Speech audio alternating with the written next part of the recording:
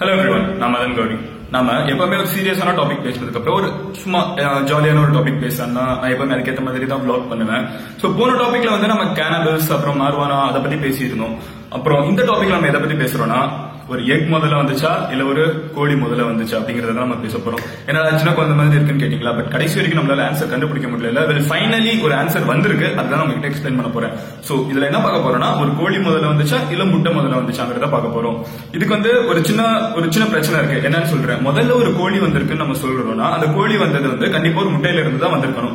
Which means அந்த முட்டை தான் முதல்ல வந்துச்சுன்னு சொல்லுவோம். சோ அதே மாதிரி அந்த முட்டை முதல்ல வந்துருச்சு நம்ம முடிவு எடுத்தோம்னா, ஆனா அது வந்து ஏதோ ஒரு கோழில இருந்து தான் வந்திருக்கணும் அப்படிங்கறதுனால அந்த கோழி தான் முதல்ல வந்திருக்குன்னு நம்ம சொல்லுவோம். சோ இதுதான் இந்த சின்ன ஸ்டேட்மெண்ட்ல இருக்க மிகப்பெரிய ப்ராப்ளம்.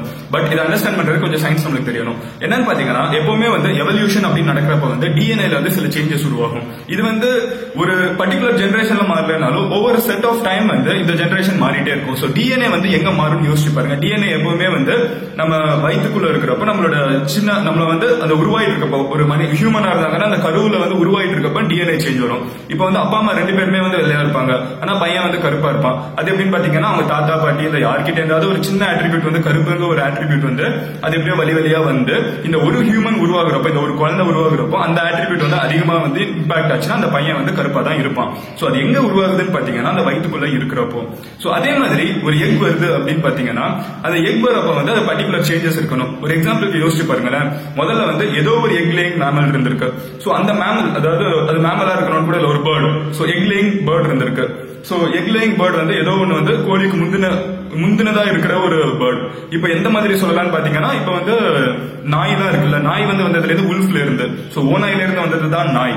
சோ ஆனா வந்து நம்ம ஓநாயை வந்து வீட்டுல வச்சு நம்ம வீட்டை வந்து பழக்கப்படுத்தி நம்ம வீட்லயே வச்சு வளர்க்க ஆரம்பிச்சதுனால நாயோட கேரக்டரிஸ்டிக்கா மாறி இருக்கு. அதாவது மனுஷங்களை அட்டாக் பண்ணக்கூடாது, ஆனா ஓநாய் வந்து மனுஷங்களை அட்டாக் பண்ணும். சோ இந்த மாதிரி ஒவ்வொரு பீரியட் ஆஃப் டைம் மாறுறதுனாலதான் இந்த மாதிரி சேஞ்சஸ் உருவாகுது. சோ அதே மாதிரி இதுல என்ன யோசிச்சு பாத்தீங்கன்னா சோ அந்த பர்டிகுலர் டிஎன்ஏ வந்து ஏதோ ஒரு எக் லேயிங் பேர்ட், அது வந்து ஏதோ ஒரு பேர்ட் எக்ஸ்ட்ரா வச்சுப்போம். சோ அந்த எக்ஸ் பேர்ட் வந்து எக் லே பண்ணிட்டே இருக்கப்போ ஒரு பர்டிகுலர் டைம்ல வந்து அது காட்டுல இருந்து வீட்டுக்கு வருதுன்னு வச்சுக்கோங்க. அதாவது டொமஸ்டிகேட்டட் லேண்ட்ஸ்க்கு, அதாவது நார்மலா நம்ம வாழ்ற நிலத்துக்கு வருதுன்னா வந்ததுக்கு அப்புறம் அது கொஞ்சம் கொஞ்சமா சேஞ்ச் உருவாகும்ல.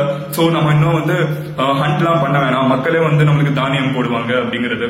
சோ இந்த பர்டிகுலர் கேரக்டரிஸ்டிக் வந்து அந்த ஒரு பேர்ட்ல வந்து உடனே வராது. ஒரு ஒவ்வொரு செஞ்சுரி இல்லைன்னா ஒரு 2 செஞ்சுரிக்கு, அதாவது 200 வருஷமா அது சின்னதா ஒவ்வொரு பேர்ட்லயுமே அது இன்க்ரீஸ் ஆகி கடைசியில ஒரு எக்ல வந்து அது வந்து முதல்ல வரும். ஓகே, இது வந்து ப்ராப்பரா ஒரு சிக்கனா மாறுறது வந்து எக்குள்ளதான் மாறுது. சோ விச் மீன்ஸ் தட் முதல்ல வந்தது எக். சோ அதுதான் நான் உங்ககிட்ட சொல்லணும்னு நினைச்சேன். Finally we have an answer, right? ஏன்னா ஒரு கோழி வரதுக்கு முன்னாடி அந்த எக் வந்து கண்டிப்பா ஒரு கோழி கிட்ட தான் வந்திருக்கணும்னு அவசியம் இல்லைங்கிறது தான் இதுல பாயிண்ட்.